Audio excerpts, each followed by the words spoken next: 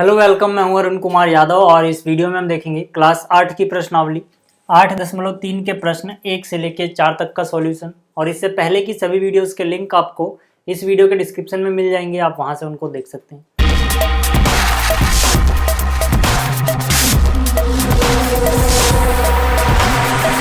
तो यहाँ पर देखो, जो ये प्रश्नावली है ये साधारण ब्याज और चक्रवृद्धि ब्याज के बारे में है। तो सबसे पहले हमें ये समझना होगा कि इन दोनों में क्या अंतर होता है, साधारण ब्याज और चक्रवृद्धि ब्याज में क्या अंतर होता है।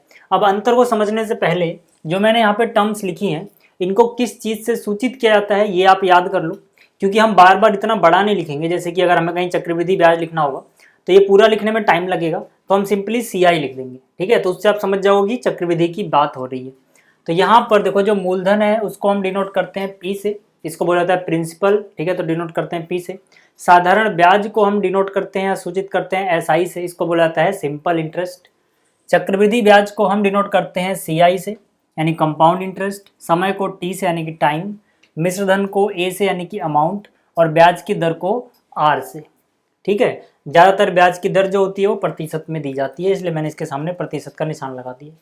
अब अगर आपको समझना है कि मूलधन क्या है, मिश्रधन क्या है, ये सब क्या होता है, तो ज़्यादा डिटेल में नहीं जाऊँगा, मैं हल्का समझाता हूँ, बाकी आपको क्वेश्चन में समझ में आ ही जाएगा, ठीक है। सिंपल सी एक छोटी सी कहानी समझो। मान लो आपने किसी को अगर 100 रुपये उधार दिए या फिर किसी से 100 रुपये उधार लिए, तो जो पैसा हम उधार देते हैं या लेते हैं वो किसका काम करता है, वो काम करता है मूलधन का, जिसको हम डिनोट करेंगे P से, ठीक है। जैसे कि मैंने भी बताया, क्योंकि इसको इंग्लिश में बोला जाता है प्रिंसिपल, ठीक है। तो मान लो आपने किसी को 100 रुपये उधार दिए 1 साल के लिए, ठीक है। टाइम कितना है, 1 साल का। और आपने उधार इस कंडीशन पे दिया है उसको कि 1 साल के बाद आप 10 रुपये फालतू लोगे, मतलब कि 100 रुपये तो लोगे ही लोगे, 10 रुपये और एक्स्ट्रा चाहिए आपको, यानी कि आपको टोटल कितने रुपए वापस देगा। देखो, जो आपने 100 रुपये उसको दिए थे, ठीक है, जो आपने उसको 100 रुपये दिए थे यानी जो मूलधन था, ठीक है, वो तो वापस देगा ही देगा। और जो 10 रुपये आप एक्स्ट्रा ले रहे हो ये ब्याज है, ठीक है। ये क्या है, ब्याज, मतलब कि जो आपने ब्याज लिया एक्स्ट्रा वो भी आप लोगे ही उससे वापस।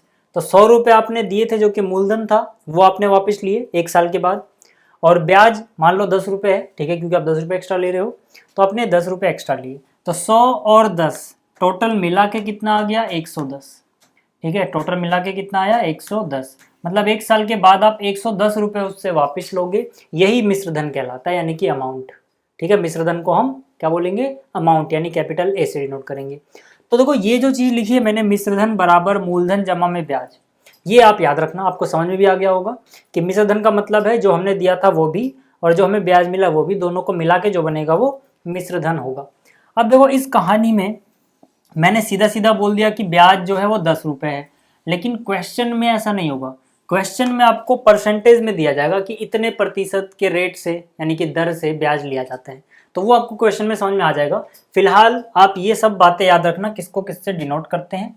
और पहले समझ लेते साधारण ब्याज और चक्रवृद्धि ब्याज में अंतर, उसके बाद जो एक क्वेश्चन है इनको करेंगे, ठीक है। तो यहाँ पर देखो, साधारण ब्याज कहानी वही रहेगी। मान लेते हैं कि आपने किसी को 100 रुपये उधार दिए, ठीक है, एक व्यक्ति को, और एक दूसरे व्यक्ति को भी आपने 100 रुपये उधार दिए, मतलब 2 अलग अलग व्यक्तियों को आपने 100 रुपये उधार दिए, ठीक है, 2 साल के लिए। टाइम कितना है, टाइम मान लो 2 साल के लिए, दोनों को 2 साल के लिए आपने उधार दिया, ठीक।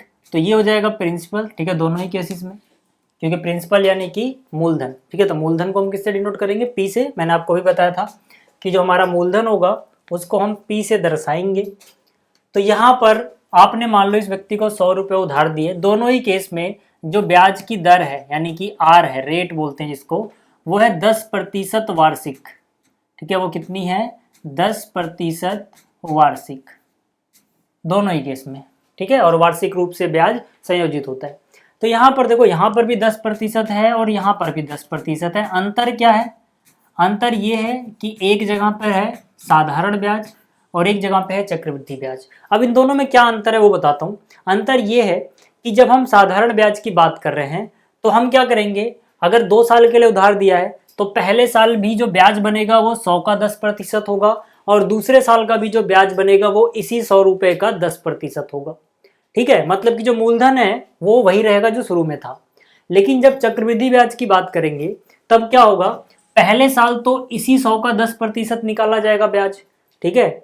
लेकिन दूसरे साल जो ये 100 था ये और जो पहले साल का ब्याज था, दोनों को मिला के जो बनेगा उसका 10% निकाला जाएगा। ये अंतर होता है दोनों में। अगर आपको समझ में नहीं आया है तो मैं इसको सॉल्व करके समझाता हूँ। जैसे मान लो पहले साल का जो साधारण ब्याज होगा, जिसको हम बोलेंगे सिंपल इंटरेस्ट, साधारण ब्याज को क्या बोला जाता है, SI।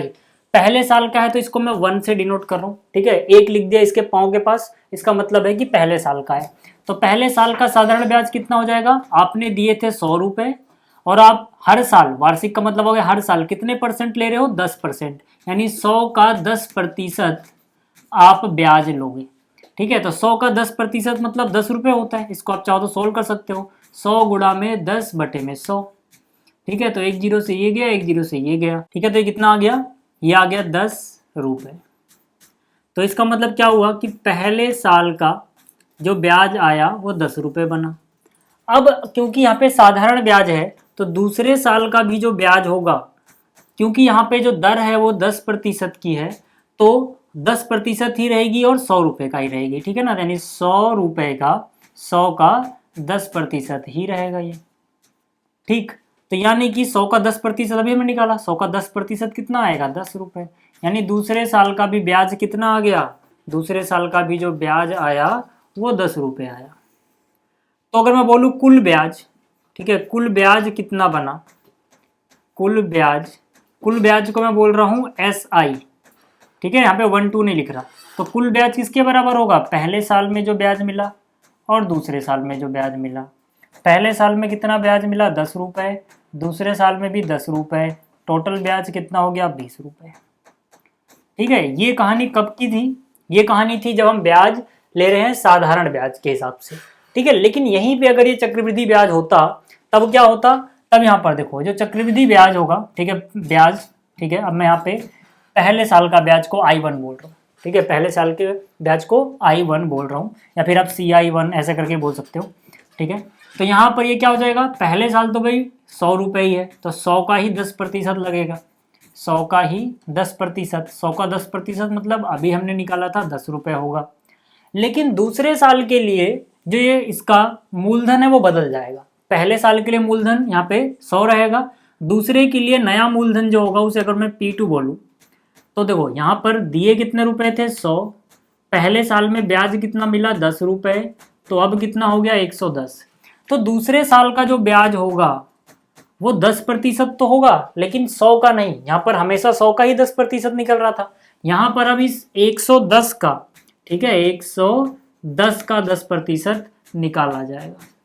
ठीक है, तो 110 का 10% कितना हो जाएगा, 11। कैसे निकालोगे, ये हो गया हमारे पास, प्रतिशत का निशान हटाया तो नीचे 100 आ गया, एक जीरो से ये, इससे ये कितना आ गया, 11 रुपये।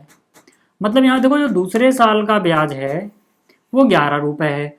तो जो कंपाउंड इंटरेस्ट बना 2 सालों का मिला के वो कैसा है, पहले साल का 10 और दूसरे साल का 11, यानी कि जो कंपाउंड इंटरेस्ट यानी चक्रवृद्धि ब्याज बना दोनों सालों का वो 21 रुपया हो गया। तो यहाँ पे आप देख सकते हो कि चक्रवृद्धि ब्याज क्या होता है, लगातार ज़्यादा होता रहता है जितना ज़्यादा टाइम होगा, बहुत तेज़ी से। ठीक है, लेकिन यहाँ पर साधारण ब्याज में हर बार आपको 10 रुपये ही मिलेंगे, क्योंकि उसी 100 का आप 10% निकालोगे। ठीक है, तो आपको इनके बीच में अंतर समझ में आ गया होगा। अब एक बार बात कर लेते हैं कि इनके जो डायरेक्ट फॉर्मूले हमारे पास हैं वो क्या क्या है। ठीक है, एक बार डायरेक्ट फॉर्मूला आपको समझ में आ जाएगा, उसके बाद आपको बाकी चीज़ें समझ में आ जाएगी। देखो चक्रवृद्धि ब्याज की बात हम बाद में करेंगे, अभी हम बात करते हैं साधारण ब्याज की। ठीक है ना, साधारण ब्याज के लिए यहाँ पे समय कितना बताया था मैंने अभी, 2 साल का। ठीक है, 2 साल। ठीक है, देखो चक्रवृद्धि ब्याज जो है उसकी बात हम यहाँ पे आगे करेंगे अभी। ठीक है, थोड़ा डिटेल में, क्योंकि इसके बारे में आपको बहुत कुछ जानना है। साधारण ब्याज बहुत आसान होता है निकालना। तो जो ये साधारण ब्याज है इसका सीधा सीधा अगर आप एक बार में फॉर्मूला लगाना चाहते हैं तो इसका फॉर्मूला होता है P गुणा R गुणा T बटे में 100। ठीक है, P का मतलब क्या होगा, प्रिंसिपल यानी कि मूलधन, गुणा में जो दर है यानी कि रेट, और T मतलब टाइम। ठीक है, जो कि साल में दिया होगा। अगर जो ब्याज है उसकी दर वार्षिक है तो टाइम होना चाहिए साल में ही, यानी कि वर्ष में। ठीक है, तो यहाँ पर देखो हमारा जो टोटल ब्याज आया था वो 20 रुपये था। अगर मैं डायरेक्ट निकालना चाहूँ तो यहाँ पे मूलधन कितना था, 100 रुपये, तो इसकी जगह लिख देंगे 100 रुपये। रेट यानी कि दर कितनी थी, 10% की, तो यहाँ पे लिख देंगे 10। टाइम कितना था, 2 साल का, डिवाइड बाई कितना, 100, तो इससे ये गया यहाँ पे 10 दूनी 20। तो यहाँ पर सिंपल इंटरेस्ट दोनों सालों का मिला के आप डायरेक्ट भी निकाल सकते हो ऐसे, जैसे कि यहाँ पर आया था 20। ठीक है, ये तो इसकी बात हुई। तो अब देखो आपको साधारण ब्याज का जो ये डायरेक्ट फॉर्मूला है ये समझ में आ गया होगा, आप इसको याद रखना। अब बात करते हैं कि भाई जो चक्रवृद्धि ब्याज है इसका डायरेक्ट फॉर्मूला क्या होगा। ठीक है, तो यहाँ पर देखो चक्रवृद्धि ब्याज यानी CI जो है, इसके लिए हम क्या करते हैं, इसके लिए पहले हमें A पता होना चाहिए, तो A में से आप P घटा दो, यानी कि जो मिश्रधन है उसमें से मूलधन घटा दो, आपको ब्याज मिल जाएगा। तो कहने का मतलब है अगर आप CI निकालना चाहते हो तो सबसे पहले आपको A पता होना चाहिए, और A का जो डायरेक्ट फॉर्मूला है यानी मिश्रधन का, यहाँ पर चक्रवृद्धि ब्याज में जो मिश्रधन का डायरेक्ट फॉर्मूला है वो होता है A बराबर P ब्रैकेट के अंदर 1 + R/100 की पावर n। ठीक, तो यहाँ पर देखो अब कहानी में एक नई चीज़ आई है, वो है n। तो यहाँ पर जो n आया, ठीक है, ये हमेशा समय के बराबर नहीं होता है। ठीक है, बहुत सारे लोग समझ लेते हैं कि भाई चक्रवृद्धि ब्याज में जो n है वो हमेशा जितना समय दिया गया है उतना ले लो, ऐसा नहीं होता है। ठीक है, n हमेशा n समय के बराबर नहीं होगा। देखो यहाँ पर कहानी में ट्विस्ट कहाँ पे आता है, यहाँ पर कि जो चक्रवृद्धि ब्याज है ये किस तरह से संयोजित हो रहा है। ठीक है, हो सकता है कि जो ब्याज है वो वार्षिक रूप से संयोजित हो, और जो दर दी गई है आपको वार्षिक में दी गई है। हो सकता है कि जो ब्याज है वो अर्धवार्षिक रूप से संयोजित हो, और जो दर दी गई है फिर से आपको वार्षिक दी गई है। तो कहानी में क्या बदलाव आता है, ठीक है, या तो आप इसके लिए अलग अलग फॉर्मूले याद रखो, या फिर आप एक ही फॉर्मूला याद रखो और आपको ये पता लग जाए कि आपको n क्या लेना है, किस हिसाब से लेना है, और r की वैल्यू किस हिसाब से लेनी है। ठीक है, अगर आपको ये पता है तो आप एक ही फॉर्मूला याद रख सकते हो।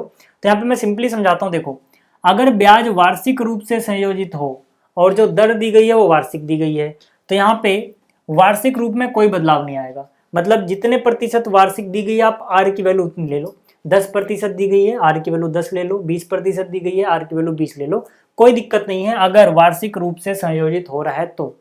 ठीक, और n की वैल्यू भी सीधा सीधा आप समय के बराबर ले लो, यानी जितने वर्ष, समय वर्षों में होना चाहिए अगर जो दर है वो वार्षिक है तो। ठीक है, तो जितने वर्ष आपको समय दिया गया है n की वैल्यू उतनी हो जाएगी। अगर आपको 2 साल दिया गया है n की वैल्यू 2, 3 साल दिया गया है n की वैल्यू 3।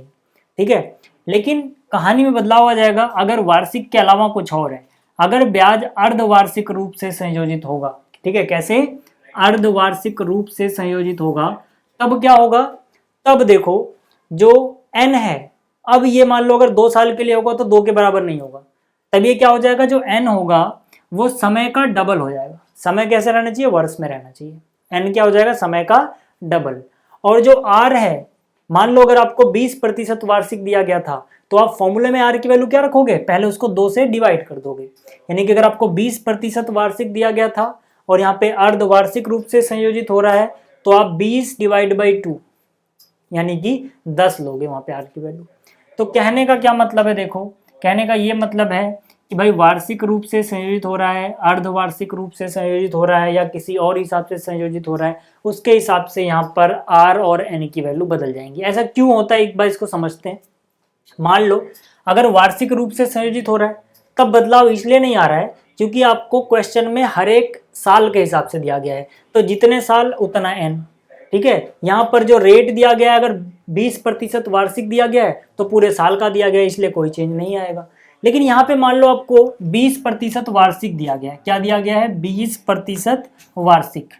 ठीक है, सेकंड केस में अब आप समझिए 20% वार्षिक था, लेकिन संयोजित कैसे हो रहा है, आधे आधे साल पे। तो भाई 20% तो पूरे वर्ष के लिए था ना, तो आधे साल के लिए कितना हो जाएगा, /2 यानी कि 10%। इसीलिए जब अर्धवार्षिक रूप से संयोजित होगा तो r की वैल्यू हम 2 से डिवाइड कर देंगे। इसी तरह से अगर मैं बात करूं कि n की वैल्यू डबल क्यों जा रही है अर्धवार्षिक में, तो आप ऐसे समझो कि भाई अगर आपको टाइम 2 साल का दिया जाए, ठीक है, आपको टाइम कितने का दिया जाए, 2 साल का, और ब्याज अर्धवार्षिक रूप से संयोजित होगा, तो आप ये देखोगे कि भाई 2 साल में कितने आधे आधे वर्ष बनते हैं, क्योंकि यहाँ पे मुद्दा किसका आ गया, आधे आधे साल का, यानी कि अर्धवर्ष का। तो यहाँ पे एक साल में 2 बार आधे आधे साल हो सकते हैं, तो 2 साल में 2 × 2 यानी कि 4 आधे साल होंगे। ठीक है, यहाँ पे हम देखेंगे आधे साल कितने कितने बन रहे हैं, इसीलिए सीधा अर्धवार्षिक में आप n की वैल्यू समय का डबल कर देते हो। इसी तरह से कुछ और होता, मान लो चतुर्मासिक होता, यानी कि हर 4 महीने के बाद समायोजित होगा, तो हम देखेंगे भाई 4 महीने जो हैं, एक साल में 4 महीने कितनी बार आएंगे, 3 बार। भाई 4 + 4 + 4 12 महीने में एक साल होता है, यानी कि 4 4 महीने पे अगर होता तो ये 4 महीने 3 बार आते हैं एक साल में, ठीक है। तो वहां पे हम 3 से डिवाइड करते और इसको 3 गुना कर देते। इसी तरह से अगर त्रिमाही होता यानी 3 3 महीने पे होता तो 3 3 महीने, एक साल में होते हैं 12 महीने, तो 3 महीने 3 महीने 3 महीने 4 बार आते हैं एक साल में, यानी कि वहां पे 4 से डिवाइड करते हैं आर के लिए और इसको 4 से गुणा करते हैं, ठीक है। तो ये कहानी है इसके पीछे की, आप याद रखना। तो ये आपको समझ में आ गया। अब यहाँ पर क्वेश्चन कठिन हो जाता है अगर अगर जो n है, अगर जो n है वो एक भिन्न है। तो अगर n भिन्न आ गई, मान लो जैसे कि n आ गई 3/2, ठीक है, n की वैल्यू कितनी आई अगर 3/2। अब अगर आप इस फॉर्मूले में रखोगे, ठीक है, a बराबर, ठीक है, a बराबर p 1 + r/100, इसकी वैल्यू 3 सही 1/2, तो इसको सॉल्व करना बड़ी दिक्कत हो जाएगी, ठीक है। जैसे कि मैं आपसे पूछूं 5 की घात 3/2 कितना होता है, आप ऐसे नहीं बता सकते, ठीक है। तो मतलब जब घात ऐसे भिन्न में होगी तब हम ये फॉर्मूला लगाएंगे तो कैलकुलेशन में फंस जाएंगे। तब उसके लिए आपको ये फॉर्मूला याद रखना है, ठीक है। जैसे कि मान लो अगर n की वैल्यू भिन्न है और वो है 3 सही 1/2, कितनी है 3 सही 1/2, तब आप ये फॉर्मूला लगाओ। अब ये दिखने में आपको अजीब लग रहा होगा, इसलिए मैं मिटा के दोबारा लिखता हूँ, आपको आसान लगेगा। देखो सिंपली क्या करना है, जो ऊपर वाला फॉर्मूला था ये वही फॉर्मूला है, बस थोड़ा सा बदलाव है। आप क्या करो, ऊपर वाला फॉर्मूला क्या है, p 1 + r/100 और उसकी पावर n है। इस n की जगह यहाँ पर क्या है 3 है तो 3 लिख दो। अगर यहाँ 2 होता तो 2 लिख देते, 5 होता तो 5 लिख देते। फिर आप क्या करो, एक और ब्रैकेट बनाओ, अंदर जो है यहाँ पे ना वही लिखो, ठीक है। अंदर क्या है 1 जमा में r/100, अगले ब्रैकेट में भी यही लिखो, लेकिन इसको अब गुणा कर दो किससे, जो ये वाला हिस्सा है कितना है 1/2, तो यहाँ पर 1/2 से गुणा कर दिया। मतलब इसका जो ये पार्ट होगा पूरा वाला वो यहाँ पे घात में आ जाएगा और जो ये आधा अधूरा बच गया ये यहाँ गुणा में आ जाएगा। सिंपल सा आपको याद रखना है, ठीक है। अगर यहीं पे मान लो ये 3 सही 1/2 ना होता, ठीक है, अगर ये 3 सही 1/2 ना होता तब हम क्या करते, मान लो कुछ और होता, मान लो ये होता 5 सही 1/2 या 5 सही 1/4, तब भी हम क्या करते, तब भी हम बस यही करते भाई, यहाँ पे p ब्रैकेट के अंदर 1 + r/100 आया, ठीक है। यहाँ पे पावर n होती है, n की जगह जिसका पूरा वाला पार्ट है, ठीक है, यानी 5, वो यहाँ पे लिख दो। फिर ये अंदर वाली चीज दोबारा रिपीट करो 1 + r/100 और यहाँ पर जो फ्रैक्शन पार्ट है इसका भिन्न वाला पार्ट है वो यहाँ पर गुणा में लिख दो 1/2, ठीक है। सिंपल सी चीज है। तो यहाँ पर आपको समझ में आ गया होगा कि अगर भिन्न में है तो ऐसे करो। एक और तरीका होता है, पहले आप यहाँ पे 5 साल का निकालो, फिर जो आएगा उसमें आधे साल का और ऐसा ही निकालना, ठीक है। वो तरीका थोड़ा लंबा पड़ता है, इसमें आप एक बार में रखो फॉर्मूले में, आपका आंसर आ जाता है, ठीक है। तो आपको ये सारी चीजें समझ में आ गई होंगी। अब हम जब क्वेश्चन करेंगे, ठीक है, तब आपको ज्यादा अच्छे से क्लियर होगा। कुछ समझ में नहीं भी आया है तो अब बात करते हैं क्वेश्चंस की, ठीक है। तो देखो जो इस प्रश्नावली का पहला प्रश्न है यानी 8.3 का जो पहला प्रश्न है, इसमें बोला गया निम्नलिखित के लिए कुल राशि एवं चक्रवृद्धि ब्याज ज्ञात कीजिए। मतलब चक्रवृद्धि ब्याज यानी CI भी निकालना है, कुल राशि मतलब मिश्र धन भी निकालना है। और यहाँ पर टोटल 5 पार्ट हैं ABCDE, एक एक करके सबको करेंगे। पहले एक ही बात करते हैं। इसमें बोला गया 10,800 पर 3 वर्ष के लिए 12 सही 1/2% वार्षिक दर से वार्षिक रूप से संयोजित करने पर कितना चक्रवृद्धि ब्याज बनेगा और कुल राशि कितनी होगी, ठीक है। तो यहाँ पर जो जिस पैसे पर ब्याज लग रहा है वो हमारा प्रिंसिपल यानी कि मूलधन हो जाएगा। तो मूलधन हो गया 10,800 रुपये, ठीक है, ये तो मूलधन हो गया।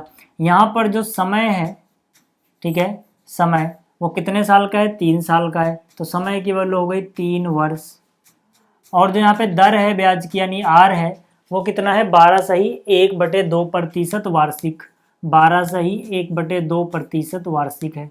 इसको आप और क्या लिख सकते हो, देखो ये मिश्र भिन्न है, इसको आप बदल सकते हो। कैसे बदलते हैं, 12 को नीचे से गुणा करो, 12 दूनी 24, 24 में ऊपर वाला एक जोड़ दो 25, यानी इसको आप लिख सकते हो 25/2%, ठीक है। अब यहाँ पे जो हम फॉर्मूला लगाएंगे उसमें n की वैल्यू चाहिए होगी, n की वैल्यू कितनी हो जाएगी, सीधा सीधा 3 के बराबर। क्यों हुई, क्योंकि जब दर जो है वो वार्षिक हो और ब्याज वार्षिक रूप से संयोजित हो तो यहाँ पे जितना समय वर्ष में दिया गया है उतना ही n होता है, मैंने आपको बताया था, ठीक है ना। अगर वार्षिक रूप से संयोजित होगा और दर वार्षिक दी गई होगी तो n क्या हो जाएगा, समय के बराबर, और आर में भी कोई चेंज नहीं आएगा, हम किसी से डिवाइड नहीं करेंगे, ठीक है। तो मतलब आर भी यही रहेगा, एन भी यही रहेगा। अब हमें क्या करना है, सीधा सीधा फॉर्मूला लगा देना है, ठीक है। अब देखो इसका कोई काम नहीं है, ठीक है, ये आपको समझ में आ गया होगा, क्वेश्चन में उतार चुका हूँ। तो इसको पहले डिलीट कर देते हैं, थोड़ी और जगह हो जाएगी, ठीक है। ठीक है, तो देखो यहाँ पर मैंने इसको थोड़ा सा ऊपर कर दिया ताकि हमें कैलकुलेशन के लिए ज़्यादा स्पेस मिल जाए, ठीक है, ज़्यादा जगह मिल जाए। तो यहाँ पर अब देखो हमारे पास जो फॉर्मूला है, ठीक है, अमाउंट यानी कि मिश्र धन निकालने का, वो क्या है, P यानी कि मूलधन गुणा में 1 जमा में R बटे में कितना है 100, और इसकी घात कितनी लग जाएगी, n लग जाएगी, ठीक है। अब यहाँ पे n की वैल्यू भिन्न में तो आई नहीं है, ठीक है, अगर भिन्न में आती तब हम ऐसा फॉर्मूला लगाते, ठीक है। n की वैल्यू तो 3 है, सिंपल नंबर है, तो फिर हम ऊपर वाला फॉर्मूला लगाएंगे। तो यहाँ पर आ जाओ, यहाँ पर कितना हो जाएगा, देखो a बराबर P यानी कि 10,800 रुपये, ये हमारा मूलधन था P, 1 जमा में R की वैल्यू कितनी है, देखो 25 बटे में 2, R की जगह आप लिखोगे 25 बटे में 2, तो R की वैल्यू आए 25 बटे में 2, नीचे तो पहले से 100 है तो नीचे वाला 100 भी रहेगा। घात में क्या है, n की वैल्यू कितनी है 3, तो n की वैल्यू कितनी आ गई, 3 आ गई, ठीक है। 25 का पहाड़ा आपको आता होगा, 25 चौके 100 होता है, तो 25 एकम 25, 25 चौके 100 हो गया, तो यहाँ पे आ गया 10,800, ठीक है, 10,800, और यहाँ पे आ गया 1 जमा में, ठीक है, देखो यहाँ पर कितना है 4 दूनी 8, तो 1 बटे में 8, और घात कितनी है 3 है घात वाली, ठीक है, ये जो घात 3 चल रही है मैंने यहाँ पे लगा दी। अब इसके बाद देखो, ठीक है, 8 कैसे आया, 2 चौक 8, तो यहाँ पर 10,800, अब कैसे सॉल्व करते हैं इसको, 8 को 1 से गुणा करो, 8 एकम 8, उसमें 1 जोड़ दो, 8 एकम 8 और 1 9, तो 9 बटे 8 की पावर कितनी है, 3 है। घात 3 होने का क्या मतलब है भाई, इसको 3 बार आप गुणा कर लो, 10,008 को गुणा करो 9 बटे 8 एक बार लिखा, 9 बटे 8 दूसरी बार लिखा, 9 बटे 8 तीसरी बार लिखा। 3 बार क्यों लिखा, क्योंकि यहाँ पे घात 3 है, ठीक है। अब हम इसको आराम से काट सकते हैं, ठीक है, अलग कलर ले लेता हूँ मैं काटने के लिए ताकि आपको दिखता रहे मैं क्या काट रहा हूँ। 8 एकम 8, ठीक है, इसको काटोगे तो 8 एकम 8, 10 में से 8 गया, 2 बचा, 2 के आगे 8, 28, तो 8 तियाँ 24, 28 में से 24 कट गया, 4 बच गया होगा, तो 4 के आगे 0 यानी 40, तो 8 पंजे 40, एक 0 और है तो काट दो, ठीक है, ये कट गया, लास्ट में 0 है, 2 से तो कट ही जाएगा, 2 से काटते हैं, 2 चौक 8, 2 से काटोगे 13 को, तो 2 छिक 12, 13 में से सिर्फ 12 कटा है, एक बचा हुआ है, एक के आगे 5 यानी 15, 2 सत्ते 14, तो 15 में से 14 कटा, एक बचा, एक के आगे 0 यानी 10, 2 पंजे 10, ठीक है। तो अब देखो यहाँ पे जगह नहीं है तो मैं यहाँ पे कर रहा हूँ क्योंकि यहाँ पे जगह नहीं है, यहाँ पर क्या चल रहा है a, ठीक है, तो a का मान कितना आया, मिश्र धन का मान कितना आया, यहाँ पे बचा 675, 6 7 5 गुणा में 9 गुणा 9 गुणा 9, 9 का घन होता है, आपने याद किया होगा 9 का घन कितना 729, जिसने नहीं याद किया तो 9 का वर्ग तो याद होगा, 9 गुणा 9 81, 81 को एक और 9 से गुणा कर लो, 9 एकम 9, 9 अठे 72, ठीक है, हो जाएगा। नीचे कितना है देखो, ये 8 बचा हुआ है और ये 4 बचा हुआ है, तो 8 गुणे में 4 कितना होता है, 32 होता है, तो यहाँ से 8 चौक 32 जो था वो इसके डिवाइड में आ गया, तो a बराबर, अब हमें क्या करना है, सिंपली 675 और 729 को गुणा कर लेना है, ठीक है। तो रफ में आप क्या करोगे, यहाँ पर जो 729 है इसको गुणा कर लोगे 675 में, कितना हो जाएगा, 5 निम 45 का 5 हासिल गया 4, 5 दूनी 10 में 4 जोड़ दिया 14 हासिल गया 1, 7 पंजे 35 और 1 36, एक काटा लगाया, 7 निम 83 का 3 हासिल गया 6, 7 दूनी 14 और 6 20 का 0 हासिल 2, 7 7 49 और 2 51, 2 बार क्रॉस लगाओगे, 6 निम 54 का 4 हासिल गया 5, 6 दूनी 12, 5 17 का 7 हासिल 1, 6 7 42 और 1 43, कितना आ गया यहाँ पे देखो 5 4 3 7, 6 4 10 का 0 हासिल 1, 3 और 1 4 और 1 5 और 7 12 का 2 हासिल 1, 5 और 1 6 और 3 9 और ये 4। तो कहने का मतलब क्या है कि यहाँ पर आया गुणा करने के बाद 4 9 2 0 7 5 और डिवाइड बाय कितना है 32 है। तो अब हमें क्या करना है, बस इसको 32 से भाग दे देना है भाई, ठीक है ना, 32 से भाग दे दो यार, क्या दिक्कत है, ठीक है। तो यहाँ पे कितना है 4 9 2 0 7 5, कितने से भाग देना है 32 से, तो 32 का पहाड़ा एक बार जाएगा 32, 9 में से 2 गया 7, 4 में से 3 गया 1, इसको उतारोगे, ठीक है, तो कितनी बार जाएगा अब ये 5 बार, ठीक है। 5 से गुणा करोगे, 5 दूनी 10 का 0 हासिल है, 5 15 और 1 16, 160 आ जाएगा, ठीक है। तो 2 में से 0 गया 2, 7 में से 6 गया 1, ये 6 है, 160 है ये, ठीक है। तो यहाँ पर ये वाला 0 उतार लो, 30 चौक 120 यानी 4 बार ज़्यादा हो जाएगा, 3 बार ले लो, 32 तियाँ 96, 120 में से 96 घटाओगे कितना बचेगा 24, ये जो 7 है यहाँ उतार लो, 3 अट्ठे 24 यानी 8 बार पे ज़्यादा हो जाएगा, तो 7 बार पे आ जाओ। 7 दूनी 14 का 4, 7 तियाँ 21 और 1 22, ठीक है। तो 7 में से 4 गया 3 बचा, और 4 में से 2 गया 2 बचा, क्या बचा हुआ है 5, 5 भी उतार लेते हैं भाई। 235 है, 224 कितनी 7 बार पे है, तो पक्की बात है इस बार भी 224 ही आएगा 7 बार पे।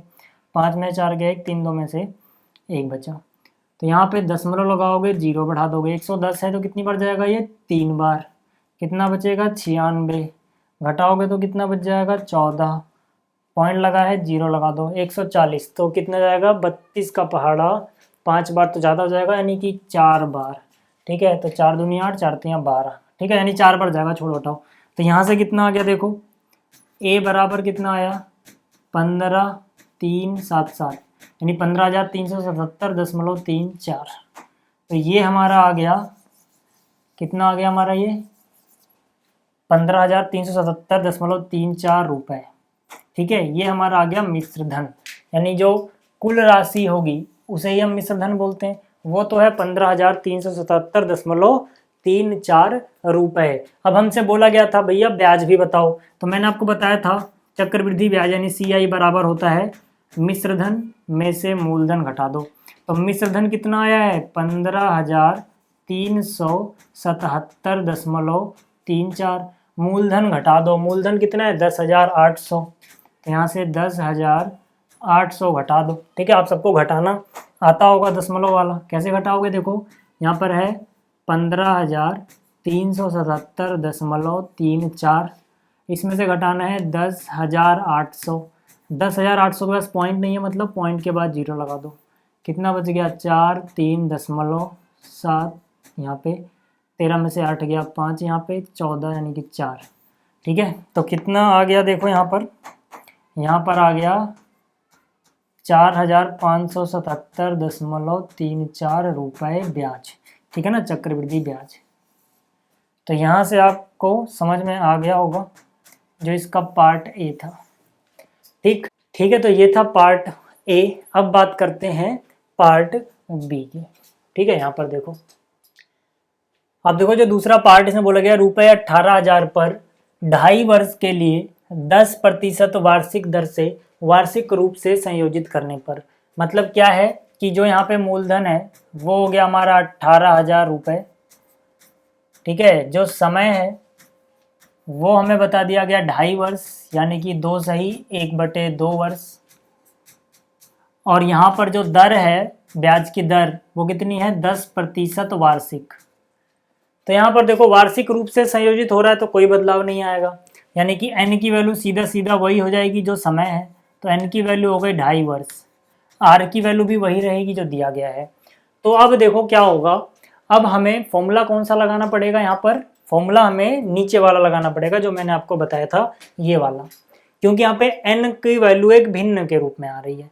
और ये फॉर्मूला याद करने का मैंने सिंपल तरीका आपको क्या बताया था, मैंने कहा था कि जैसे आप यहाँ पर लिखते हो, ठीक है, a बराबर यहाँ पे p आता है 1 + r/100 और यहाँ पे पावर n आती है, बस n की बजाय आप क्या करो, इसका जो ये पूरा वाला हिस्सा है यहाँ पे लिख दो, यहाँ पर आ गया 2, फिर एक और ब्रैकेट बनाओ, अगर यहाँ पे भिन्न बची रह जाती है तो एक और ब्रैकेट बनाओ, फिर से 1 + r/100 लिखो, इस बार जो यहाँ पर है, ठीक है ना, उससे इसको गुणा कर दो, सिंपल सी बात है, ज़्यादा कोई दिक्कत आने वाली नहीं है, ठीक है। जब भी यहाँ पे भिन्न हो, ठीक है, पिछली बार तो हट गई थी भिन्न, ठीक है, लेकिन इस बार क्या है भिन्न, पिछली बार तो सीधा सीधा 3 आया था इस वाले सवाल में, ठीक है ना, n की वैल्यू 3 आई थी तो भिन्न नहीं थी, कोई दिक्कत नहीं हुई, हमने सीधा वो फॉर्मूला लगाया। यहाँ पर भिन्न है तो ऐसे लगाएंगे, ठीक है। आपको याद रखना हर बार अगर आपको शुरुआत में भिन्न नजर आए तो हो सकता है वहाँ पे अर्धवार्षिक लिखा हो, 2 से डबल करने के बाद, 2 से गुणा करने के बाद ना रह जाए, ठीक है। तो पहले आप n पूरा निकालना, अगर आखिरी तक भिन्न बची रहती है जैसे यहाँ पर, तभी आपको ये फॉर्मूला लगाना है, ठीक है। तो अब ये फॉर्मूला लगाते हैं, चलो ए बराबर, ठीक है। अब थोड़ी ज़्यादा जगह के लिए मैं क्या करता हूँ, पहले इसका कोई काम नहीं है, इसको डिलीट कर देता हूँ और इसको थोड़ा ऊपर कर लेता हूँ, ठीक है। तो अब आ जाओ यहाँ पर, ए बराबर पी की वैल्यू क्या है, 18,000 है, ठीक है ना। पी का मान कितना है, 18,000। अब यहाँ पे 1 जमा में आर की वैल्यू कितनी है, 10%, यानी आर की वैल्यू आ गई 10/100। पावर में क्या है 2, यहाँ पे क्या है 1+, ठीक है। आर की वैल्यू क्या हो गई देखो 10, तो 1 गुणा में आर तो आर ही, तो 1/2 गुणा में आर की वैल्यू है 10, नीचे है 100, ठीक है भाई।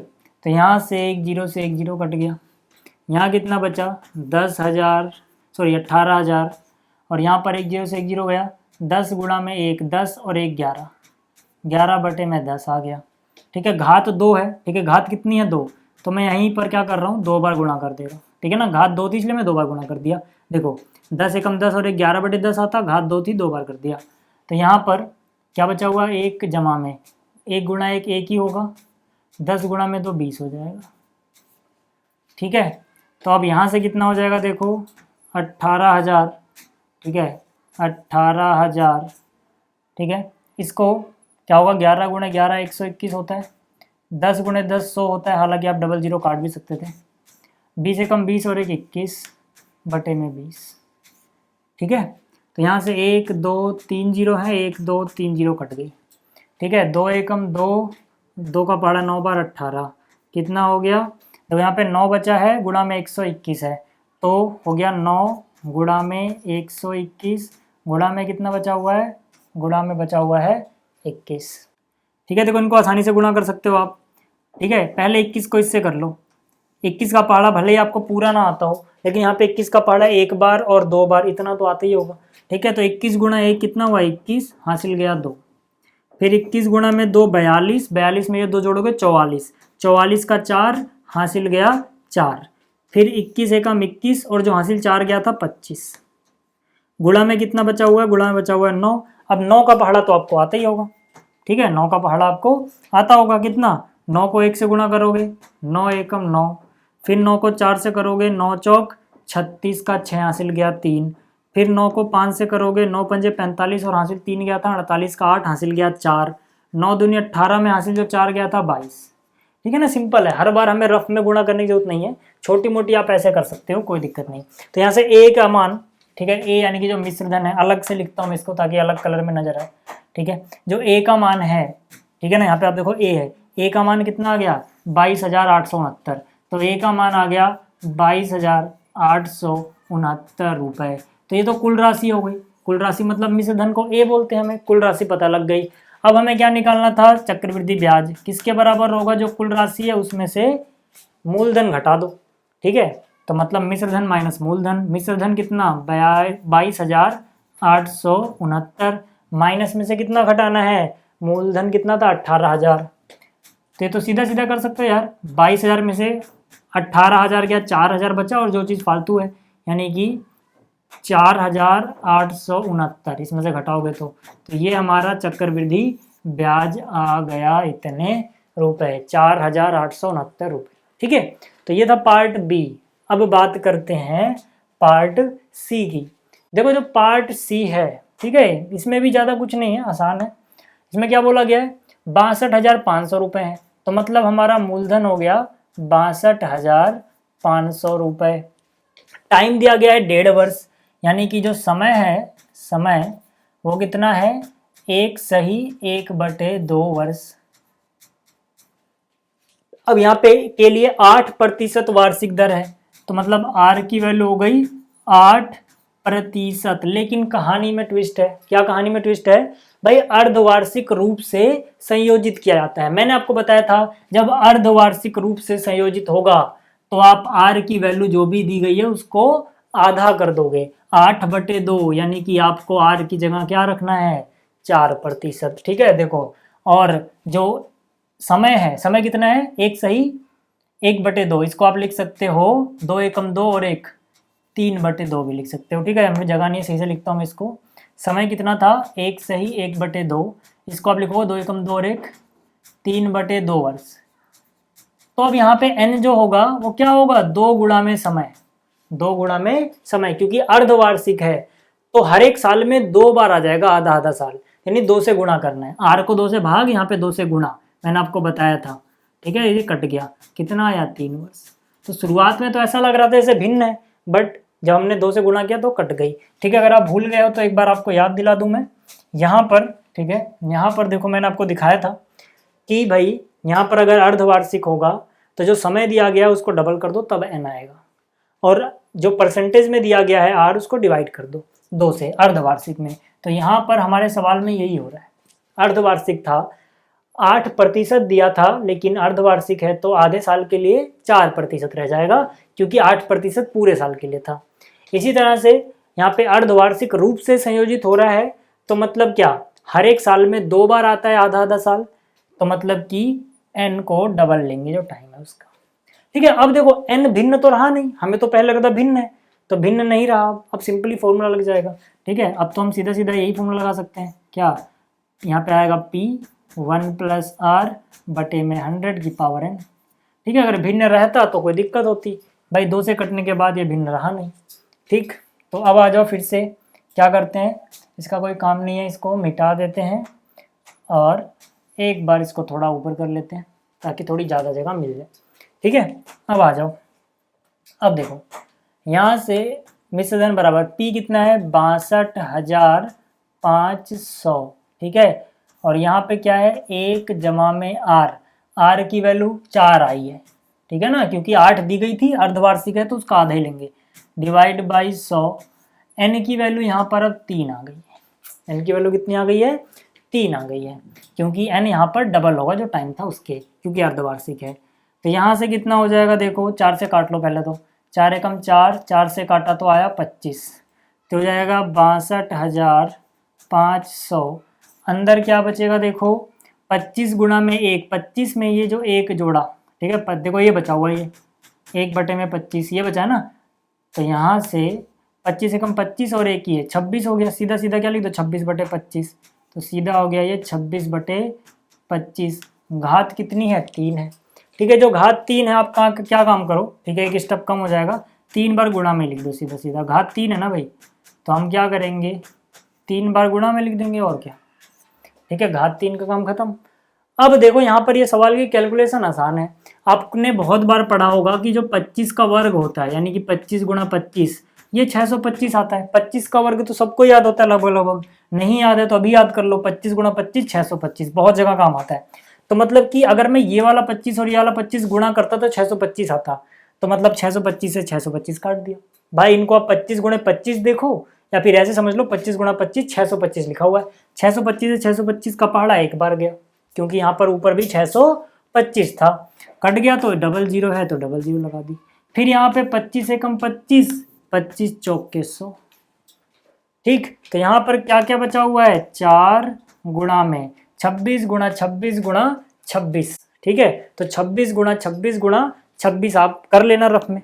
ठीक है, तो यहाँ पे जब आप 26 गुणा 26 गुणा 26 करोगे तो आ जाएगा 17,576। ठीक है, फिर आपको क्या करना है, इसको 4 से गुणा कर लेना है। जब आप इसको 4 से गुणा करोगे तो हो जाएगा 70,304 रुपये। किसके बराबर आया ये, मिश्र धन के बराबर। तो मिश्र धन कितना आ गया, ठीक है, जब आप इनको गुणा करोगे 70,000, ठीक है, ये क्या चीज़ है, जीरो है बीच में ये, ठीक है, 70,304 रुपये। तो अब यहाँ से हमें कुल राशि तो पता लग गई। अब यहाँ पे CI क्या होता है, मिश्र धन क्या, चक्रवृद्धि ब्याज क्या होता है, A माइनस में P। A की वैल्यू कितनी आई, 70,304, 70,304। इसमें से क्या घटाना है, 62,000, इसमें से घटाना है 62,500 रुपये। ठीक है, तो हमारे पास है 70,304, इसमें से घटाना है 62,500, तो घटाया तो 4 बचा, यहाँ पे बचा 0, 13 में से 5 गया 8, यहाँ बचा होगा 9 में से 2 गया 7, यानी यहाँ पे आ गया 7,804 रुपये चक्रवृद्धि ब्याज। ठीक है, तो यहाँ पर ये कौन सा पार्ट था इसका, ये इसका पार्ट था C और, ठीक है, इससे पहले वाला B और ये C। ठीक है, तो आपको ये समझ में आ गया होगा। अब बात करते हैं पार्ट D की। अब देखो जो यहाँ पे इसका डी पार्ट इसमें बोला गया ₹8,000 पर एक वर्ष के लिए 9% वार्षिक दर से अर्धवार्षिक रूप से संयोजित करने पर। तो कहने का मतलब क्या है कि यहाँ पर देखो सबसे पहली बात पी हमें पता है 8,000, ठीक है, समय हमें पता है 1 वर्ष, समय कितना है 1 वर्ष, और आर कितना है 9% वार्षिक है। आर तो मतलब वार्षिक में है लेकिन संयोजित कैसे होता है अर्धवार्षिक में, तो मतलब जो एन है वो समय का डबल हो जाएगा, ठीक है। एन कितना हो जाएगा 2 गुणा में समय यानी 2 गुणा 1 यानी 2। ऐसा क्यों हुआ, क्योंकि अर्धवार्षिक है। और जो आर है वो जो भी दर दी गई है उसका आधा यानी 9/2% हो जाएगा आर, ठीक है, अगर हम डायरेक्ट फॉर्म लगाना चाहते हैं तो। और अगर आप चाहो तो सत्यापन के लिए बोला गया है साधारण ब्याज का जो फॉर्मूला होता है एक एक करके जो निकालते हैं वैसे भी कर सकते हो, ठीक है। तो पहले इस तरह से देखो यहाँ पर क्या है 8,000 रुपये, तो यहाँ पर कितना हो जाएगा, देखो सीधी सीधी बात है कि अगर यहाँ पर एन की वैल्यू फ्रैक्शन में नहीं है, भिन्न में नहीं है, तो हम सीधा सीधा फॉर्मूला लगा सकते हैं ए बराबर पी 1 जमा में आर बटे में 100 और इसकी घात हो गई एन। पी का मान कितना है 8,000, 1 जमा में आर की वैल्यू देखो यहाँ पे 9/2 आ चुकी है। 9/2 क्यों आई, क्योंकि 9% दिया था लेकिन अर्धवार्षिक है, अर्धवार्षिक में आर जितने प्रतिशत दिया गया उसका आधा रखना है, ठीक है। और नीचे 100 तो पहले से है तो नीचे 100 भी लिख दो। एन की वैल्यू 2 हो गई, जबकि यहाँ पे समय 1 वर्ष का था लेकिन 1 वर्ष में 2 बार अर्धवार्षिक आएगा यानी 2 आधे साल होंगे 1 साल में, तो इसलिए 2 हो गया, ठीक। तो यहाँ से कितना हो गया 8,000, यहाँ पर कितना है 2 गुणा में 100 200, ठीक है, 2 गुणा में 100 कितना है 200, 200 को 1 से गुणा करोगे 200 रहेगा, 200 में 9 जोड़ोगे कितना हो जाएगा 209, और बटे में कितना है 200, घात 2 है तो 2 बार लगा दो। जिसको समझ में नहीं आया एक बार और समझा देता हूँ, देखो यहाँ पे 100 गुणे 2 200 है, नीचे समझो 200 है, 200 को 1 से गुणा किया 200 हुआ, 200 में 9 जोड़ा 209, घात 2 थी इसलिए 2 बार आ गया, ठीक है। अब क्या हुआ 1 2 3 1 2 3 तो कट गया, ठीक है। यहाँ पर क्या है 2 एकम 2, 2 से काटोगे कितना हो जाएगा 4, यहाँ पे देखो 20 है तो 2 से काटोगे 10, 2 से काटोगे तो कितना हो जाएगा 2 हो जाएगा, ठीक है। तो देखो यहाँ पर ये किसका मान है ए का। अब इसके बाद हम क्या करेंगे, यहाँ पे लिखेंगे ए बराबर, यहाँ पे क्या बचा हुआ है 2 गुणा में, यहाँ पर क्या है देखो 209 209 209 गुणा 209 करोगे तो कितना आएगा 43,681, और नीचे क्या बचा हुआ है देखो, नीचे ये 10 बचा हुआ है अभी, तो नीचे यहाँ पर ये 10 आ जाएगा। अब इसके बाद आप क्या करो, ऊपर वाले को पहले 2 से गुणा कर लो, ठीक है।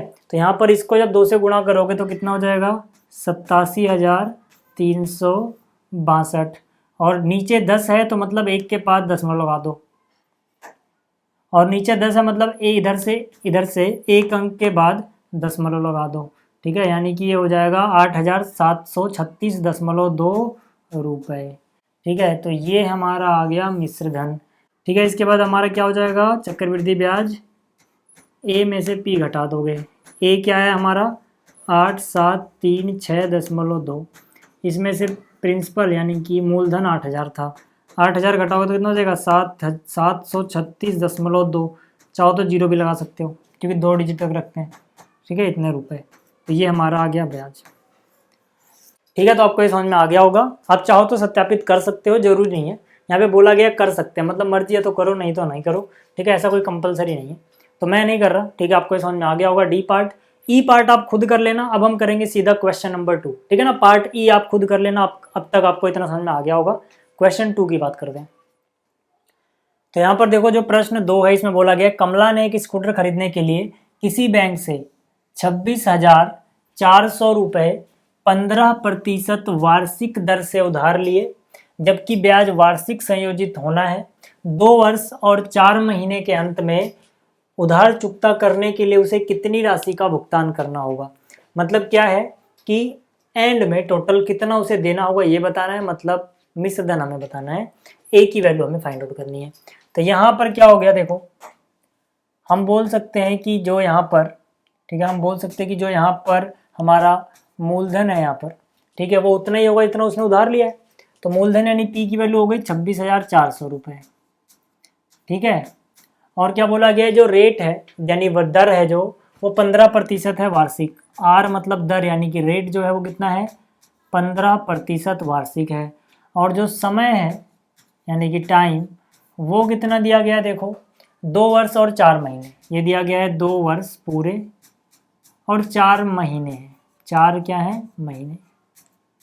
तो पहली बात तो यार आप महीनों को वर्ष में बदल लो, ठीक है। आपको पता है एक वर्ष में 12 महीने होते हैं, यानी कि हो जाएगा 2 + 4/12। 4 को जैसे 12 से डिवाइड करोगे साल बन जाएगा, यानी ये सारा का सारा वर्ष बन गया। तो 4 एकम 4, 4 तियाँ 12। इसको आप सीधा सीधा लिख सकते हो 2 सही 1/3 वर्ष, ठीक है ना। इसको काट के कितना आ गया, 2 सही 1/3 वर्ष। देखो 4 महीने था, महीनों को हमने 12 से डिवाइड करते हुए वो वर्ष बन गया, तो हो गया 2 सही 1/3 वर्ष। समय की वैल्यू हो गई। तो कहने का मतलब है n भी समय के बराबर होगा यहाँ पर, ठीक है। n भी समय के बराबर होगा। क्यों बराबर होगा, क्योंकि देखो n और समय बराबर होते हैं अगर यहाँ पे ब्याज वार्षिक रूप से संयोजित होता है और दर भी वार्षिक के हिसाब से ही थी, तो ठीक है। तो यहाँ पे n सीधा सीधा इसके बराबर हो जाएगा। अब देखो यहाँ पर जो n की वैल्यू आ रही है वो एक भिन्न है।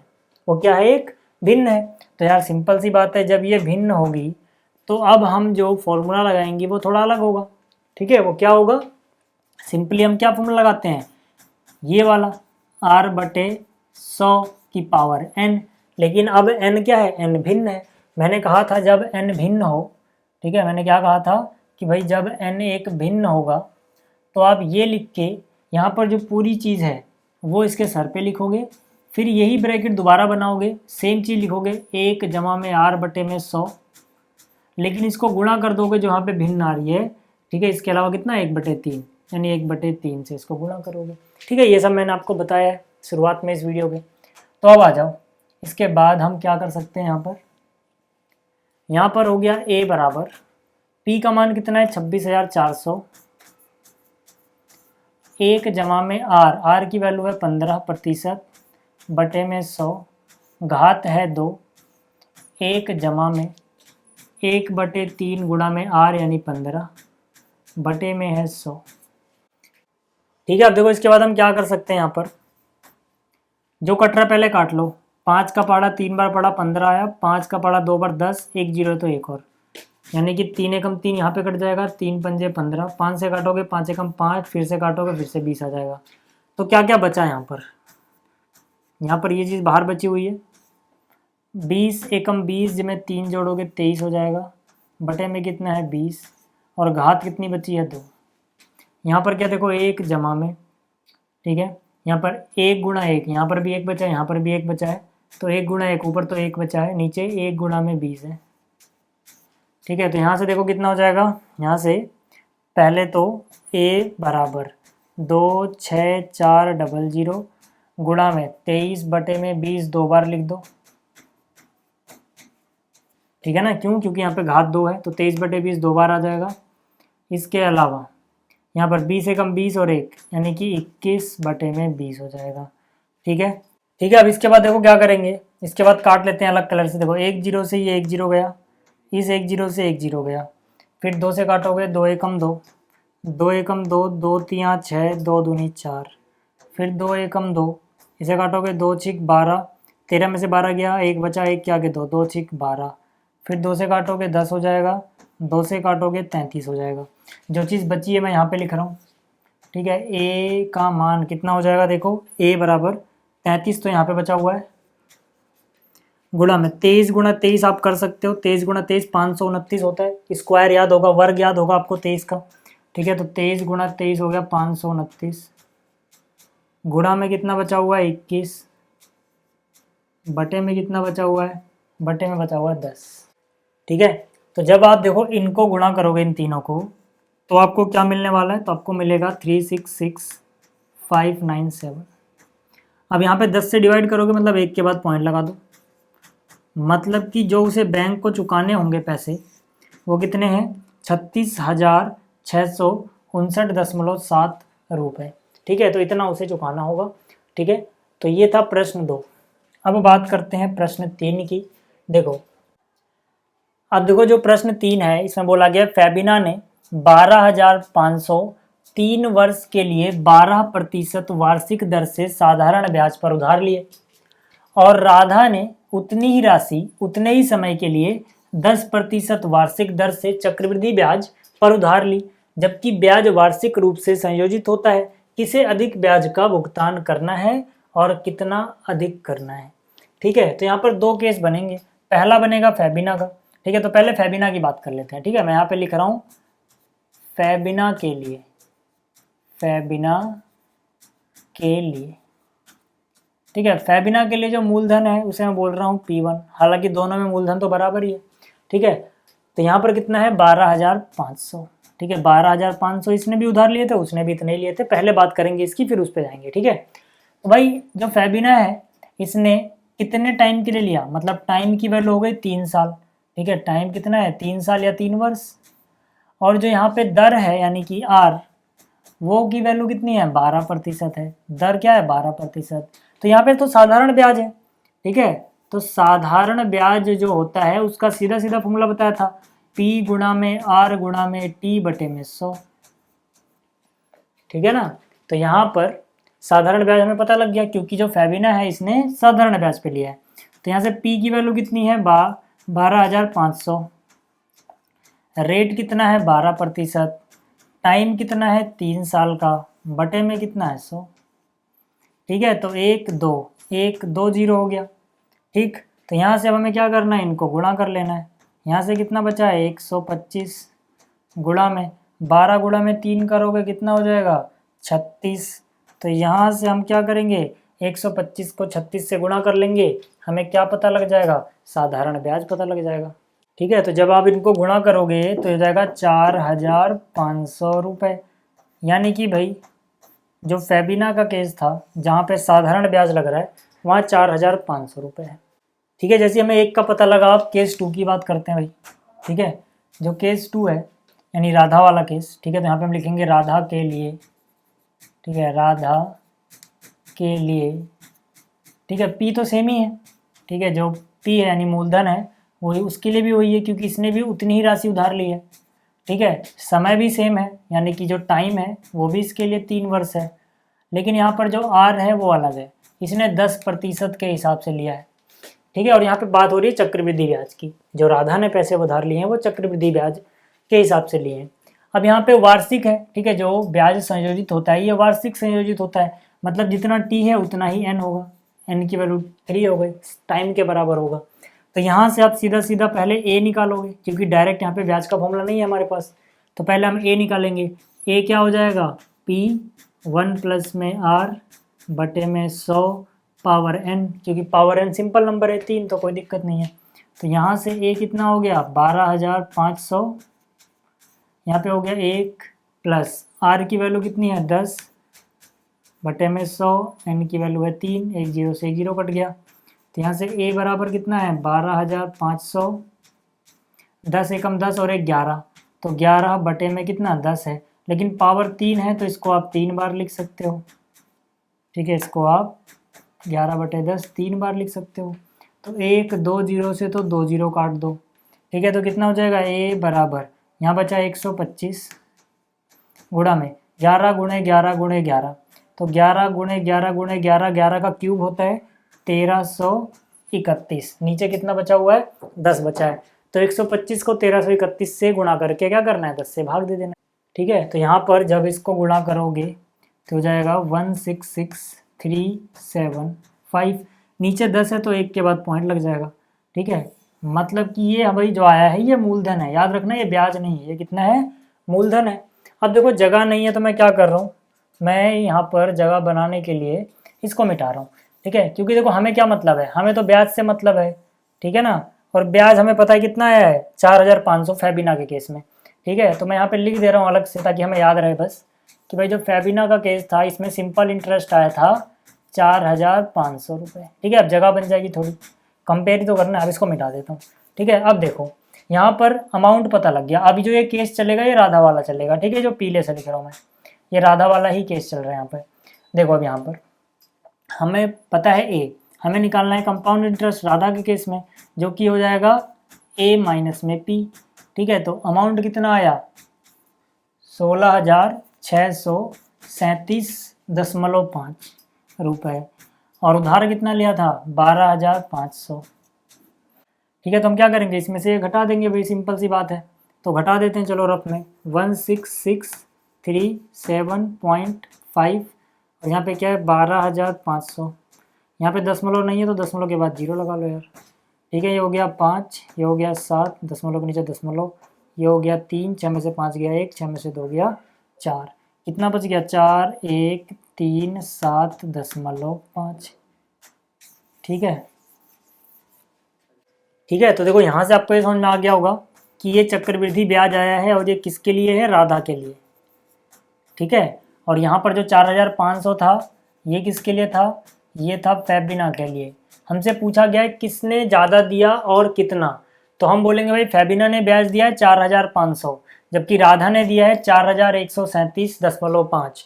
तो किसका ज़्यादा है, फैबिना का ज़्यादा है। तो हम बोलेंगे फैबिना के द्वारा दिया गया अधिक ब्याज, याद रखना ये फैबिना के द्वारा दिया गया ब्याज नहीं है, दिया गया अधिक ब्याज है, मतलब कितना ब्याज उसने अधिक दिया। कितना ब्याज अधिक दिया, देखो यहाँ पर जो फैबिना ने दिया है वो है 4,500 और जो दूसरी वाली ने दिया उसमें से घटा दो, इसको पता लगा कितना अधिक है। तो 4, 1, 3, 7, दशमलव कितना है 5 है, यहाँ दशमलव के बाद 0 लगा दो, घटा दो इसमें से, 10 में से 5 गया 5 बचा, 9 में से 7 गया 2 बचा, 9 में से 3 गया 6 बचा, 4 क्योंकि इसने हासिल दे दिया होगा, 4 में से 1 गया 3 बचा। ठीक है, तो मतलब उसने कितना ब्याज अधिक दिया है, जो यहाँ पर जिसको मैं सर्कल कर रहा हूँ 362.5। ठीक है, आप चाहो तो 5 0 भी लिख सकते हो, रुपए, इतना उसने अधिक दिया है। ठीक है, तो ये था प्रश्न 3। अब बात करेंगे प्रश्न 4 की। अब देखो जो क्वेश्चन नंबर 4 है, इसमें हमसे बोला जा रहा है मैंने जमशेद से रुपए 12,000 2 वर्ष के लिए 6% वार्षिक दर से साधारण ब्याज पर उधार लिए। यदि मैंने यह राशि 6% वार्षिक दर से चक्रवृद्धि ब्याज पर उधार ली होती तो मुझे कितनी अतिरिक्त राशि का भुगतान करना पड़ता। मतलब कि 12,000 रुपयों पे 6% की वार्षिक दर पे साधारण ब्याज और चक्रवृद्धि ब्याज में क्या अंतर आएगा, चक्रवृद्धि ब्याज कितना ज़्यादा होगा, ये हमें बताना है। ठीक है, तो यहाँ पर देखो जो मूलधन है, ठीक है ना, जो मूलधन है यानी कि P, वो हमारे पास कितना है 12,000 रुपये। ठीक है, तो मूलधन हो गया 12,000 रुपये और यहाँ पर जो टाइम है यानी समय, टाइम कितना दिया गया है, टाइम दिया गया है 2 वर्ष। ठीक है, तो टाइम हो गया 2 वर्ष। इसके अलावा जो दर है यानी कि R, वो है 6% वार्षिक। ठीक है ना, 6% वार्षिक, दोनों ही केसेस में, चाहे आप साधारण पे ले रहे हो या चक्रवृद्धि पे, दोनों में ही दर कितनी है 6% है। तो अब देखो पहले बात करेंगे हम साधारण ब्याज की। ठीक है ना, जो साधारण ब्याज है, ठीक है, साधारण ब्याज, उसको हम क्या बोलते हैं, उसको हम बोलते हैं SI यानी कि सिंपल इंटरेस्ट। तो साधारण ब्याज का फॉर्मूला मैंने अभी आपको बताया था। अब क्या करो, P गुणा में R गुणा में T डिवाइड बाई 100। ठीक है, ये साधारण ब्याज का फॉर्मूला होता है। तो यहाँ पर P का मान कितना है यानी मूलधन कितना है 12,000, तो मूलधन की जगह मैंने लिख दिया यहाँ पे 12,000 गुणा में R यानी कि दर कितनी है 6%, तो यहाँ पे जगह 6 गुणा में समय, समय वर्ष में कितना है 2 वर्ष और डिवाइड बाई कितना 100। तो यहाँ से देखो 2 0 से 2 0 गया, कितना हो जाएगा, ये हो जाएगा 120। ठीक है, क्योंकि 2 0 कट गए, 1 0 बचा है, गुणा में 6 दूनी कितना 12। ठीक है, तो आपको 12 का वर्ग याद होगा, 12 गुणा में 12 करोगे 144 आता है। ठीक, तो यहाँ पे 12 गुणा 12 किया 144 आ गया, एक शून्य बचा हुआ है तो यहाँ पे लगा दो। यानी कि जो सिंपल इंटरेस्ट है, जो साधारण ब्याज है, वो तो है 1440 रुपये। ठीक है, साधारण ब्याज हमें पता लग गया 1440 रुपये। अब हमें क्या करना है, हमें क्वेश्चन में पूछा गया था कि यही राशि अगर ये चक्रवृद्धि ब्याज पे लेता, ठीक है, ब्याज की दर सेम रहती, तब कितनी अतिरिक्त राशि का भुगतान करना पड़ता। ठीक है, तो मतलब साधारण ब्याज जो आया है ये तो हमें पता लग चुका है भाई कितना आया है। ठीक, तो साधारण ब्याज को थोड़ी देर के लिए यहाँ पर मैं छोटा करके रख दे रहा हूँ साइड में, और इधर अब चक्रवृद्धि ब्याज निकालते हैं। ठीक है, चक्रवृद्धि ब्याज के लिए पहले अमाउंट निकालना पड़ेगा, मतलब मिश्रधन निकालना पड़ेगा, क्योंकि हमारे पास मिश्रधन का फॉर्मूला है। तो देखो मिश्रधन क्या हो जाएगा, P 1 + R/100 की पावर n हो जाएगा, क्योंकि यहाँ पे, और यहाँ पे जो n है वो कितना हो जाएगा, 2 हो जाएगा। क्यों हो जाएगा 2? क्योंकि यहाँ पे समय 2 है और वार्षिक रूप से समायोजित होता है, तो यहाँ पे n जो होगा वो t के बराबर होगा। तो यहाँ पे आ जाओ, अब p की वैल्यू कितनी है हमारे पास, 12,000। 1 प्लस r की वैल्यू कितनी है, 6% बटे में 100, यानी 6 बटे में 100। n की वैल्यू कितनी है, 2 है। तो यहाँ से देखो इसको काटोगे, 2 3 6, 2 से काटोगे हो जाएगा 50। तो यहाँ से हो जाएगा ये 12,000 अपनी जगह रहेगा। 50 गुणा में 1, 50 को इससे गुणा करोगे 50 आएगा, उसमें 3 जोड़ दोगे 53 हो जाएगा। ठीक है, तो 50 और 3 कितना हो गया, 53 बटे में कितना है, 50। अब यहाँ पे घात 2 लगाओ या फिर इसको 2 बार गुणा कर दो, क्योंकि ऊपर घात 2 लगी हुई है। तो 53 बटे में 50। ठीक है, 1 2 0 से ये 2 0 कट गए। 5 से काटोगे 5 एकम 5, 12 को काटोगे 5 दूनी 10। ठीक है, 12 में से 10 कट गया, 2 बचा हुआ है। 2 के आगे 0 है तो 20 हो गया, तो 5 चौक 20। कितना बचेगा यहाँ पर देखो, 24 गुणा में 53 गुणा में 53 डिवाइड बाई ये 5 बचा हुआ है अभी, तो यहाँ पे आप ये 5 लगा दो। अब हमें क्या करना है, 24 गुणा 53 करके 5 से भाग कर देना। ठीक है, तो आप इनको गुणा कर लेना रफ में। जब आप इनको गुणा करोगे तो आएगा 67,416 डिवाइड बाई कितना हो जाएगा, 5 हो जाएगा। अब आपको क्या करना है, 67,416 जो है उसको क्या करना है, भाग कर लेना है। ठीक है, तो जब आप इनको भाग करोगे तो यहाँ पे आ जाएगा 13,483.2 रुपये। ठीक है, तो यहाँ से हमें मिश्रधन पता लगा। हमें तो क्या निकालना था, हमें तो ब्याज निकालना था भाई। ठीक है, हमें क्या निकालना था, हमें निकालना था ब्याज। तो यहाँ पर देखो ब्याज निकालते हैं। अभी मैं इसको मिटा रहा हूँ क्योंकि अभी इसका काम नहीं है, हो चुका है ये। आप चाहो तो उतार लेना या फिर वीडियो पीछे करके स्क्रीनशॉट ले लेना। देखो अब हमें क्या निकालना था, ब्याज। ठीक है, यानी कि चक्रवृद्धि ब्याज कितने के बराबर हो जाएगा, ये a माइनस में p। a का मान कितना है, ये रहा 13,483.2 माइनस करना है इसमें से p कितना था, 12,000। ठीक है, जो 12,000 था वो मैंने यहाँ पे लिख दिया। तो यहाँ से कितना बच जाएगा, ये बच जाएगा 1,483.2। ठीक है, तो ये आ गया हमारे पास CI। तो मतलब जो चक्रवृद्धि ब्याज है वो इतना आ गया। ठीक है, इसको मिटा देता हूँ मैं। चक्रवृद्धि ब्याज इतना आ गया और जो साधारण ब्याज था वो इतना है। ठीक है, तो अतिरिक्त राशि कितनी हो गई, मतलब ज़्यादा कितना है, अतिरिक्त राशि। तो यहाँ पे मैं लिखूँगा अतिरिक्त राशि। अतिरिक्त राशि कितनी, देखो यहाँ पर जो कंपाउंड इंटरेस्ट है यानी चक्रवृद्धि ब्याज है वो इतना आया है और ये आया है 1440। ठीक है, तो इसमें से क्या करोगे आप, 1440 घटा लोगे, कितना हो जाएगा, ये दशमलव के बाद 2 बचा रहेगा। ठीक है, तो यहाँ से 3 में से 0 गया, 3 हो जाएगा और 8 में से 4 गया 4, यानी कि 43.2। आप चाहो तो एक 0 भी लगा सकते हो। ठीक है, रुपए। तो यहाँ से इतना हो गया, क्योंकि हम रुपए ज़्यादातर दशमलव के 2 डिजिट तक लिखते हैं, इसलिए मैंने एक 0 लगा दिया। ठीक, तो ये हो गया चौथा सवाल भी। उम्मीद है आपको ये समझ में आया होगा। तो जल्दी मिलेंगे अगली वीडियो में। Thanks for watching.